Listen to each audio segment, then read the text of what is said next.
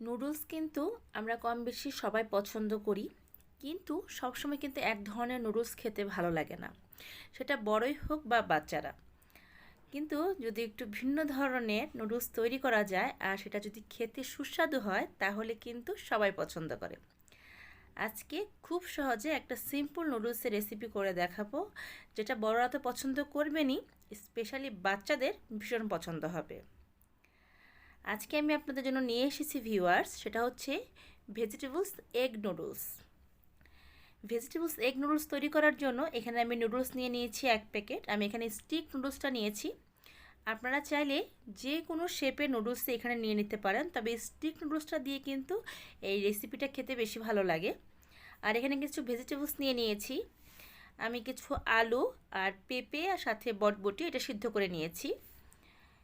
এবার কড়াইতে আমি প্রথমে গরম জল করে তারপর জলটা যখন ফুটে উঠবে আমি নুডলসটা নর্মালভাবে সিদ্ধ করে নেব। নুডলস সিদ্ধ করতে ঠিক যতখানি সময় লাগে ততখানি সময় দিয়ে নুডলসটা আমরা সিদ্ধ করে নেব। আর নুডলসটা সিদ্ধ করার সময় কিন্তু এখানে সামান্য পরিমাণ সাদা তেল দিয়ে দেব। যদি সাদা তেল দিয়ে নুডলসটা সিদ্ধ করা হয় সেই ক্ষেত্রে কিন্তু নুডলসটা খুব সুন্দর ঝরঝরে হয়। তাই আপনারা যখনই নুডলস রান্না করবেন একটু চেষ্টা করবেন সাদা তেল দিয়ে নুডলসটা সিদ্ধ করে নেওয়া। আমি নুডলসটাকে 5 মিনিটের মতো সিদ্ধ করে নিয়েছি। আর চামচ দিয়ে একটু খুব ভালো করে আমি এটাকে মিক্সড করে দিচ্ছি, তাতে করে কিন্তু নুডলসগুলো ঝরঝরা হবে। এরকম চামচ দিয়ে আপনারা নুডলসগুলোকে ছড়িয়ে দেবেন, তাতে একটার গায়ে আরেকটা লাগবে না। আর সিদ্ধ হয়ে যাওয়ার পর কিন্তু নুডলসটাকে ঠান্ডা জল দিয়ে ধুয়ে ঝরা দিয়ে নিতে হবে। অন্যদিকে কড়াইতে আমি 1/2 কাপের মতো সাদা তেল দিয়ে তেলটাকে প্রথমে খুব ভালো করে গরম করে নিয়েছি। আর 3টার মতো ডিম একটু লবণ দিয়ে ফেটে আমি ডিমটাকে একটু স্ক্রাম্বল করে নেব, অর্থাৎ ডিমটাকে হালকা একটু ভেঙে নেব। দেখুন আমি কিন্তু একবারে ঝুরঝুরে করে ভাঙছি না, ডিমটা কিন্তু একটু মুখে পড়বে, সেই ক্ষেত্রে নুডলসটা খেতে ভালো লাগবে। আর আপনারা যদি মনে করেন যে একবারে ঝুরি করে ফেলবেন সেটাও করা যাবে, কিন্তু একটু স্ক্রাম্বল করে ভাঙলে পরেই কিন্তু সেটা খেতে বেশি ভালো লাগে। আমি একটু বড় বড় পিস করে কেটে নিচ্ছি। আর ডিমে কিন্তু কোনো প্রকার পেঁয়াজ বা কাঁচামরিচ দেইনি, শুধু লবণ দিয়ে এই ডিমটাকে আমি ভেজে নিচ্ছি। আমার এই রেসিপিগুলো যদি আপনাদের ভালো লেগে থাকে তাহলে আমার চ্যানেলটা সাবস্ক্রাইব করে পাশে থাকা বেল আইকনটা বাজিয়ে দেবেন। আমি যখনই আমার চ্যানেলে কোনো রেসিপি আপলোড করব আপনি সবার আগে নোটিফিকেশন পেয়ে যাবেন।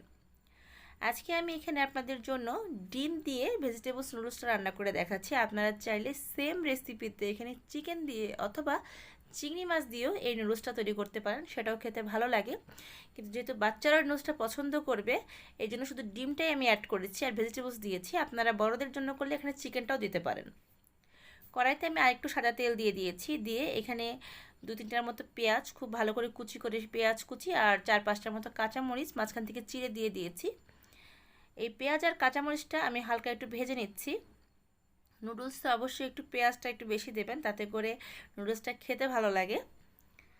আর বাচ্চাদের জন্য যদি করেন সেই ক্ষেত্রে কিন্তু কাঁচামরিচের পরিমাণটা একটু বুঝে দেবেন, অনেক সময় বেশি ঝাল দিয়ে দিলে বাচ্চারা খেতে পারবে না।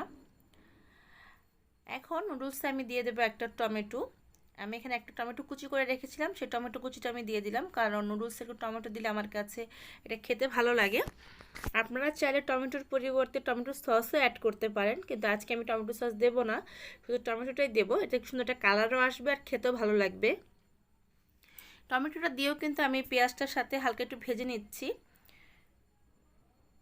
পেঁয়াজটা আপনাদের ব্রাউন করতে হবে না, একদম গোল্ডেন কালার করে নেওয়ার কোনো প্রয়োজন নেই। আপনারা দেখবেন পেঁয়াজটা একটু সফট হয়েছে কিনা বা টমেটোটা একটু সফট হয়ে গেছে কিনা, তখন কিন্তু আপনারা এটাকে নুডলস অ্যাড করতে পারবেন। কিন্তু আগে আপনারা পেঁয়াজটা ব্রাউন কালার করে ভেজে ফেলবেন না, তাতে করে নুডলসটা খেতে ভালো লাগবে না। এবার এই পেঁয়াজের জন্য আমি সামান্য পরিমাণ লবণটা এখনই দিয়ে দিলাম। লবণটা দিয়ে পেঁয়াজটাকে খুব ভালো করে মিক্সড করে নিচ্ছি, কারণ লবণ যদি পরে দেই সেই ক্ষেত্রে কিন্তু নুডলসের সাথে লবণটা খুব ভালোভাবে মিশবে না। তাই যখন পেঁয়াজ আর টমেটোটা অ্যাড করবেন তখন নুডলসের পরিমাণ যতক্ষণ লবণ লাগে আপনারা বুঝে লবণটা এখানে অ্যাড করে দেবেন। আমার পেঁয়াজটা কিন্তু অনেকাংশেই সফট হয়ে গেছে, টমেটোটা নরম হয়ে আসছে। এখন আমি যে নুডলসটা ঝরা দিয়ে রেখেছিলাম সেই নুডলসটা এখানে আমি দিয়ে দেবো। এখানে কিন্তু ডিমটাও আমি একসাথেই দিয়ে দিচ্ছি। দেখুন তেল দিয়ে নুডলসটা সিদ্ধ করার কারণে কিন্তু নুডলসটা কতটা ঝরঝরে আছে। আপনারা অবশ্যই নুডলস যখন সিদ্ধ করবেন একটু তেল দিয়ে নুডলসটা সিদ্ধ করবেন। আর টমেটো দেওয়ার জন্য কিন্তু কত সুন্দর একটা কালার চলে আসে। দেখুন আমি কিন্তু এখনও নুডলসের কোনো মশলা অ্যাড করিনি বা কোনো সস দেইনি, তারপর কত সুন্দর একটা কালার চলে আসছে। আপনারা অবশ্যই নুডলস রান্না করার সময় আপনারা 1 বা 2টা টমেটো এখানে অ্যাড করে দেবেন। এখন আমি নুডলসটাকে খুব ভালো করে ভেজে নিয়েছি। এবার যে আমি সবজিগুলো অলরেডি সিদ্ধ করে রেখেছিলাম সেই সবজিগুলো এখানে দিয়ে দিলাম। দিয়ে নুডলসের সাথে খুব ভালোভাবে মিক্সড করে নেব। সবজিগুলো কিন্তু আমি একবারে সিদ্ধ করে ফেলিনি, আমি এটাকে 80%-এর মতো সিদ্ধ করেছি, কারণ যদি 100% সিদ্ধ করে নেওয়া হয় সেই ক্ষেত্রে কিন্তু নুডলসটা একদম খেতে ভালো লাগবে না, কারণ সবজিগুলো কিন্তু আরও ভাজা ভাজা হলে একদম গলে যাবে, তাই সবজিগুলো একদম সিদ্ধ করা যাবে না। এখন নুডলসের সাথে সবজিগুলোকে আমি খুব ভালোভাবে মিক্সড করে দিচ্ছি। চাইনিজ যে কোনো আইটেম, সেটা চাইনিজ ফ্রাইড রাইস হোক বা চাইনিজ যে কোনো আইটেম অথবা নুডলস, কিন্তু হাই হিটে রান্না করতে হয়। চুলার আঁচটাকে বাড়িয়ে অবশ্যই রান্নাটা কমপ্লিট করবেন, সেই ক্ষেত্রে রান্নাটা কিন্তু খেতে ভালো লাগবে।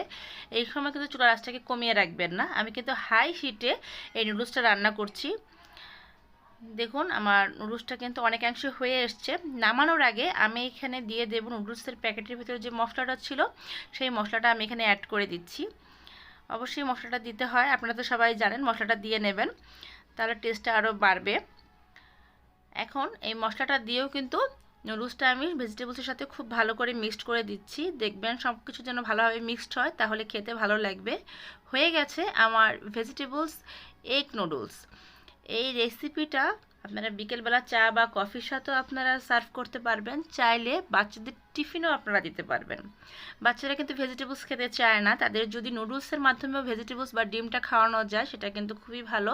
আপনারা অবশ্যই কিছু ভেজিটেবলস দিয়ে ডিম দিয়ে নুডলসটা রান্না করে বাচ্চাদের টিফিনেও অ্যাড করে দেবেন, দেখবেন তারা খুব পছন্দসইভাবে খেয়ে নেবে। হয়ে গেল আমার ভেজিটেবলস এগ নুডলস। আমি এটাকে প্লেটে সার্ভ করে নিয়েছি। আশা করি এই সিম্পল রেসিপিটি আপনাদের ভালো লেগেছে। আবার ফিরবো আরেকটি নতুন রেসিপি নিয়ে, সেই পর্যন্ত সবাই ভালো থাকবেন। শুভকামনা।